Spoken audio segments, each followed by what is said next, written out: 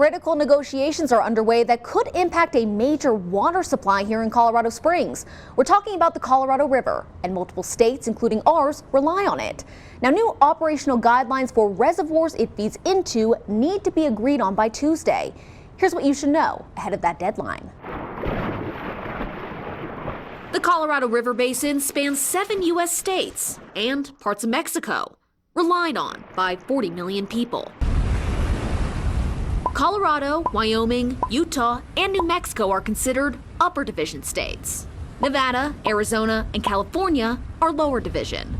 Lakes Mead and Powell are the two largest reservoirs in the basin, but do face historic low levels. Colorado Springs Utilities says both are experiencing prolonged drought due to climate change and ongoing lower basin overuse. Right now, the sticking points are how do we operate those reservoirs to do better? Rebecca Mitchell is Colorado's commissioner to the Upper Colorado River Commission. Currently, all 7 states are still at the table. She gave an update to the Colorado Springs Utilities Board last month.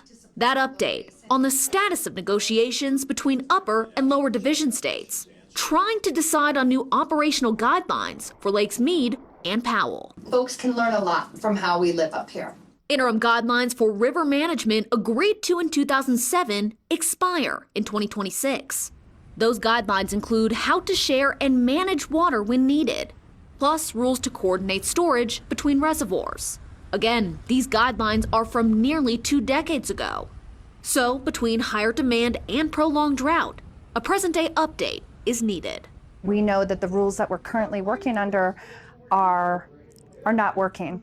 We're at the bottom of the reservoirs. We're in the 30% in both of those reservoirs, and so we need to do better. November 11th is the deadline to reach a new agreement and inform the Interior Department. But if negotiations fail, the federal government could intervene. If we don't come to a deal as 7 basin states, they're going to have to move forward and determine how they're going to operate those reservoirs into the future. And I think that's what we're up against right now, is how much say in that do we get? Here in Colorado Springs, we source half our water supply from the Colorado River Basin, and nearly 70% when water is reused. Now, if those negotiations fail, it does not equate to failure for Colorado Springs Utilities.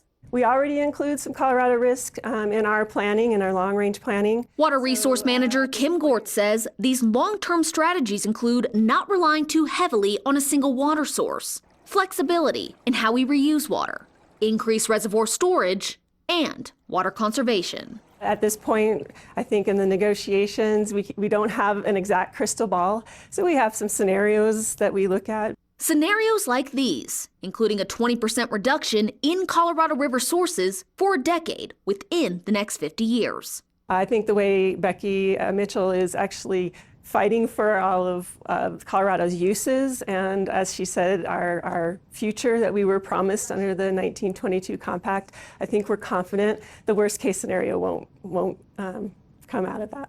The 1922 Colorado River Compact is a water sharing agreement.